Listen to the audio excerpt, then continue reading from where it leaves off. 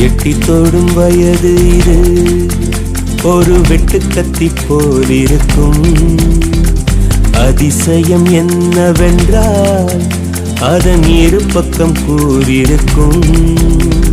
கனவுக்கு செயல் கொடுத்தால் அந்த சூரியனில் செடி முளைக்கும். புலன்களை அடக்கி வைத்தால் தினம் புது புது சுகம் கிடைக்கும். காலில் குத்தும் மாணி உன் ஏழி என்று காமி.